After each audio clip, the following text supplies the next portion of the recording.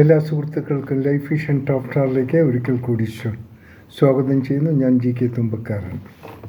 അങ്ങനെ ആഘോഷങ്ങൾ തുടങ്ങിക്കഴിഞ്ഞു ഓണത്തിൻ്റെ ഭാഗമായി.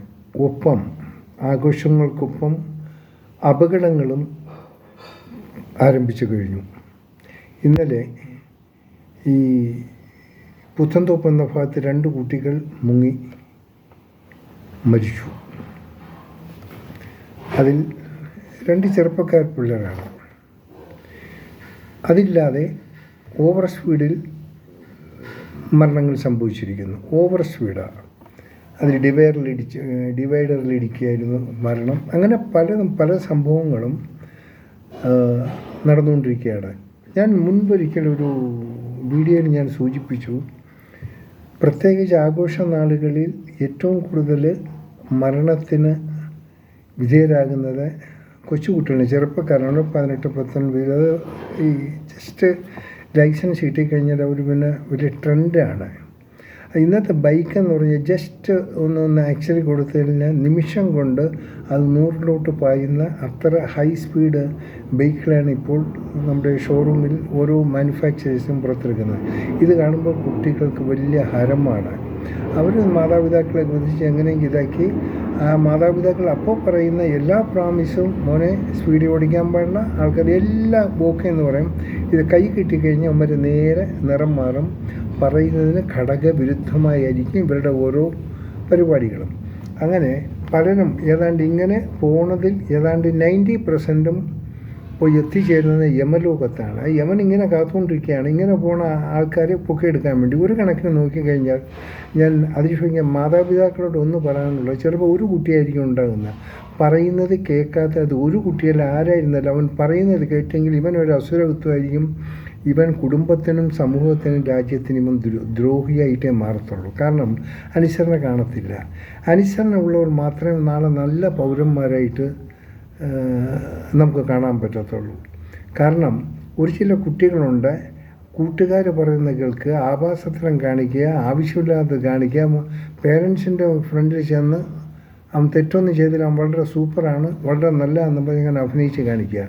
ഇപ്പം മാറിക്കഴിയുമ്പോൾ വീട് വിട്ടിപ്പുറത്ത് നിന്ന് കൂട്ടുകാരായിട്ട് കമ്പനി ഒക്കെ ചേരുക, എല്ലാ കോലാഹലങ്ങളും കാണിച്ച് സ്വസ്ഥത എന്നുള്ളത് വീടുകളിൽ ഇല്ലാതാക്കുന്ന ഒരു സമീപനമാണ്. ഇപ്പം നിങ്ങൾ ചോദിച്ചാൽ ശരിക്കൊരു സർവേ എടുത്ത് നോക്കുമ്പോൾ പല വീട്ടിലും വളരെ ബുദ്ധിമുട്ടുകളാണ്.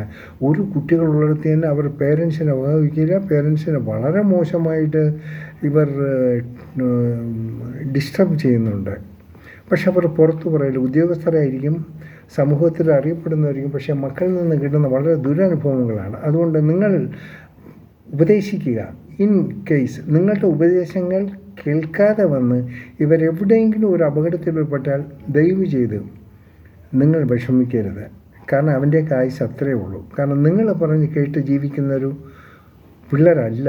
അങ്ങനെ കേട്ട് ജീവിക്കാത്ത പിള്ളേർ നാളെ നിങ്ങൾ വയസ്സാകുമ്പോൾ നിങ്ങളുടെ അവസ്ഥ വളരെ ശോചനീയമാകും. ഒരു മോനുണ്ട്, അവൻ എന്ത് കൊണ്ടാമണ്ടിത്തരം കാണിക്കാമെന്നുള്ളൊരു ഫ്രീഡം അവൻ എടുക്കുകയും, ഒരു മോൻ ഉണ്ടല്ലോ അതുകൊണ്ട് അവൻ കാട്ടുന്നില്ല നിങ്ങൾ സപ്പോർട്ട് ചെയ്യുന്നെങ്കിൽ യഥാർത്ഥത്തിൽ നിങ്ങളാണ് സമൂഹദ്രോഹികൾ.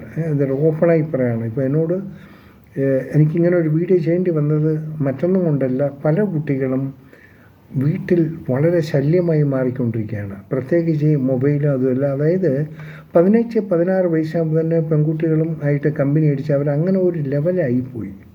സോ വളരെ മോശമായ ഒരു കെട്ട കാലത്തിലേക്കാണ് ഇന്ന് നമ്മുടെ കുട്ടികൾ മാറിക്കൊണ്ടിരിക്കുന്നത്. അതെല്ലാ പേരൻസിനും അത് കൺട്രോൾ ചെയ്യാൻ വയ്യാത്തൊരവസ്ഥയിലും ഇപ്പോൾ എത്തിയിരിക്കുന്നു. അതുകൊണ്ട് ഞാൻ പറയുന്നു, നിങ്ങൾ കഴിയുന്നതും ഈ കുട്ടികളോടും പറയാനുള്ള, നിങ്ങൾ എവിടെയെങ്കിലും പുറത്ത് ഒരു ടൂർ പോകണമെങ്കിൽ ആ ടൂർ പോണ സ്ഥലം പേരൻസിനെ അറിയിക്കുക. കഴിയുന്നതും സമുദ്രത്തിലോ നദികളിലോ ജലാശയങ്ങളിലോ കുളിക്കാൻ ആഗ്രഹിക്കുന്നെങ്കിൽ ആ ഏരിയയെക്കുറിച്ചൊന്ന് സ്റ്റഡി ചെയ്യുക. അവിടെ പരിസരവാസികൾ അവരോട് ഒന്ന് അഡ്വൈസ് ചെയ്യുക. നന്നായിരിക്കും, ഇവിടെ കുളിക്കാൻ പറ്റുമോ, ഇവിടെ അടി ഒഴുക്കുണ്ടോ, എന്താണെന്ന് വെച്ചാൽ മനസ്സിലാക്കി ചെയ്തു കഴിഞ്ഞാൽ ചെറിയൊരു സേഫ്റ്റി നമുക്ക് പ്രത്യാശിക്കാം. ഒരിക്കലും നീന്തൽ അറിയാത്തവർ കുളിക്കാൻ ശ്രമിക്കാതിരിക്കുക.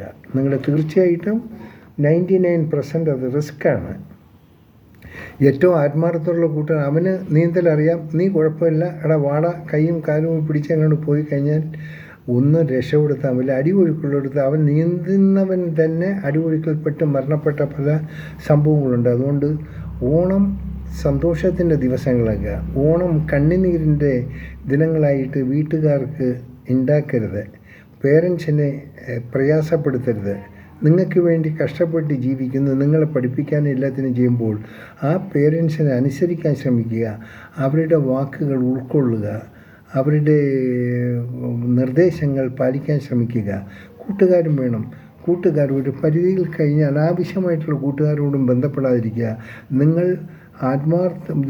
പേരൻസിനേക്കാൾ ഏറ്റവും കൂടുതൽ നിങ്ങൾ റെസ്പെക്റ്റ് ചെയ്യുന്ന നിങ്ങളുടെ കൂട്ടുകാരാണെങ്കിൽ ഷോക്കേ, പക്ഷേ അവർ ഏത് തരക്കാരാണെന്ന് നിങ്ങൾക്കറിയില്ല. നാളെ അവൻ ചോക്ലേറ്റ് വല്ല മയക്കുമരുന്ന് അതിൽ ടച്ച് ചെയ്ത് നിങ്ങൾക്ക് തന്നാൽ നിങ്ങൾക്കത് എന്താണെന്നറിയില്ല. പിന്നെ നിങ്ങൾ ആ ചോക്ലേറ്റിനെ എപ്പോഴും തേടിക്കൊണ്ടിരിക്കും.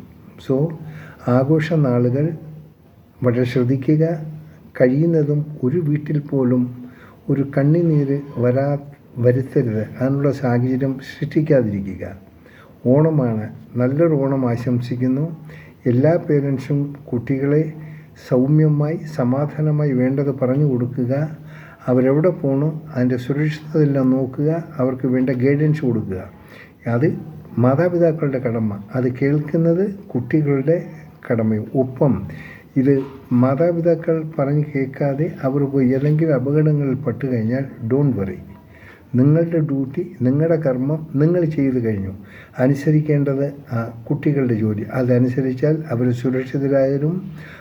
സുരക്ഷിതരാകും. അവർ നാളെ രാജ്യത്തിന് ഒരു മോഡൽ ആൾക്കാരായി മാറിക്കഴിയും. അതുകൊണ്ട് ഞാൻ ഒരിക്കൽ കൂടി പറഞ്ഞു, എത്ര ബുദ്ധിമുട്ടുകൾ സഹിച്ചാലും കുട്ടികളൊന്ന് ശ്രദ്ധിക്കുക. കഴിയുന്നതും അവരോടൊപ്പം കൂടുതൽ സമയവും മാതാപിതാക്കൾ സ്പെൻഡ് ചെയ്യാൻ ശ്രമിച്ചാലും. ഈ ഒരു സന്ദേശം എല്ലാ സുഹൃത്തുക്കളും അറിഞ്ഞു കൊടുക്കാം. കാണാം വീണ്ടും മറ്റൊരു വീഡിയോയിലൂടെ. Thank you.